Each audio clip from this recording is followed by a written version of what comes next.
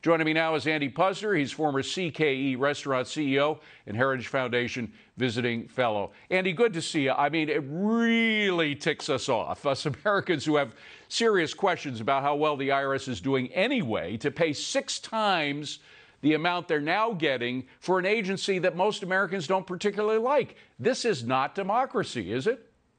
No, it's not. And you know that they're not hiring 75,000 new IRS agents to go after 600 billionaires. I mean, they're bringing these people in to go after middle income and upper middle income class Americans, the very people that Joe Biden said he wasn't going to tax when he was running for office. It's very reminiscent of George H.W. Bush's "No new taxes, read my lips."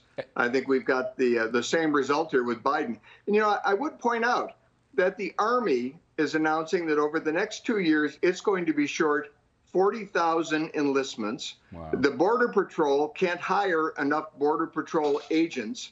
And we're going to be hiring 75,000 new IRS agents instead of focusing on bringing people into the Army or bringing people onto the Border Patrol, which really shows you where this administration's focus is. They want more taxes. They want to come down on American people and American businesses. And, while they're hiring all these new people, they've got to house them. They've got to build new buildings in order to house them, so they'll be permanently ensconced in Washington. They're going to be giving them all these electric cars that most Americans can't afford at $60,000 or $70,000 a pop.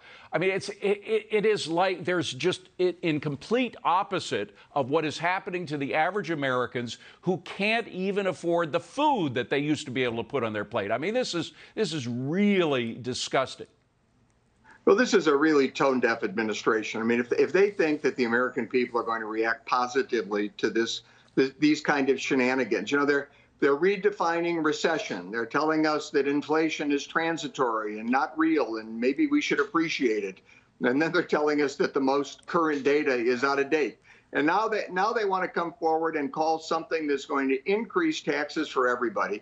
Will obviously increase inflation because it's going to be infusing more money into the economy, will grow the size of government. And what do they call it? They call it the Inflation Reduction Act. I mean, it's the most absurd. I can't believe they think the American people are going to buy any of this. Well, I'm surprised that Senator Manchin did. I just can't believe that a person could turn 180 degrees as fast as he did. I know it's Washington and there's not a lot of honor inside the Beltway, but does it surprise you? Did it surprise his turnaround? Yeah, I've been trying to figure this out. Let me put forth something here that may or may not be true. So I'm not telling you that I know this, but this is something that occurred to me. Joe Manchin has had a lot of criticism from the left, particularly from the environmentalists on the left, who have really come down hard on him, and I think it's had an impact. But if he's supporting this bill with knowledge in the back of his head or a thought in the back of his mind that Christine Semina, Senator Semina from Arizona, isn't going to vote for it, then he really gets away with pretending he's supporting this and making the left thinks he's supportive of it, knowing the bill's never going to get passed. Now, that's very optimistic. I sure hope that's true. I don't have any evidence that it's true, but it's the only thing that really makes sense. I mean, Manchin knows you don't raise taxes during a recession. We're in a recession. He knows better than to raise taxes. There has to be something else going on here. I just don't know for sure what it is. Well, Andy, let's talk about the small businesses who've been through hell over the past couple of years. First of all, with all those lockdowns and the increase in crime, et cetera. A lot of these small businesses, and now they have this on top of all their other worries.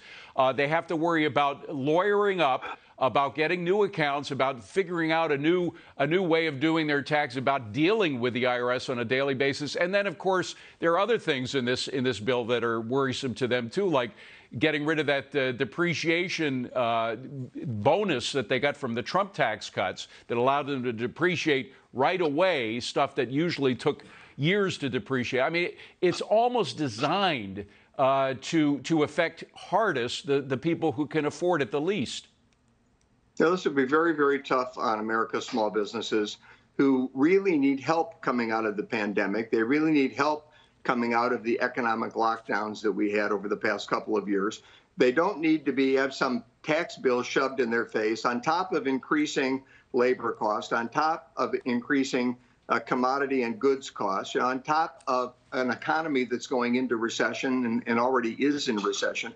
This is not the kind of economic policy that's going to get America back on track. We need to go back to the Trump era policies: cut taxes, cut regulations, cut the heck out of regulations, and encourage domestic energy production. Let's get these small businesses rolling once again, and that'll really take the American economy back to where it needs to be, with rising wages, flatter declining inflation, and GDP growth. And finally, you know, even the big corporations, I mean, they talk about them as though there's a small group of guys in a room that are these billionaires, and that's what a corporation is. In fact, a corporation is a lot more than that. It's thousands of people who have good jobs with those corporations, hopefully good jobs. It's a lot of stockholders around the country who have their stocks in 401ks. I mean, if they hit the corporations are going to pass on their expenses. That handful of billionaires that may be associated with the corporation are not going to be hurt as much as all the people who might lose their jobs, or all the folks who have 401ks. Are going to see them continue to decline. I mean, this is what capitalism is. They just don't understand capitalism. Don't forget pension funds. There's not only 401ks, but there are massive amounts of monies in pension funds, and primarily invested in stocks. Look, these taxes on businesses are always paid for by consumers. That's just a fact of life. And if you're imposing taxes on businesses, you may slow their growth. They may have to absorb some of it. But most of that tax impact is going to hit consumers. It's going to hit them in the way of prices. It's going to hit them in the way of lost jobs, and it's going to hit them in their pocketbook. So this is a bill. As I said, it's ridiculous economic policy. It's tone deaf. It's very consistent with what the Biden administration has been doing since it came into office, which is destroying the American economy. It's almost inconceivable. It's destroying democracy, too, because Americans don't want it. I mean, they don't want a supersized IRS. To increase by, you said 70,000. I've heard as much as 87,000 agents, but however much it is, it's supersized 6 times what the budget is right now, as Americans are tightening their belts. It's really undemocratic. Andy Puzder, great to see you, my friend. Thank you very much. Good to see you, David.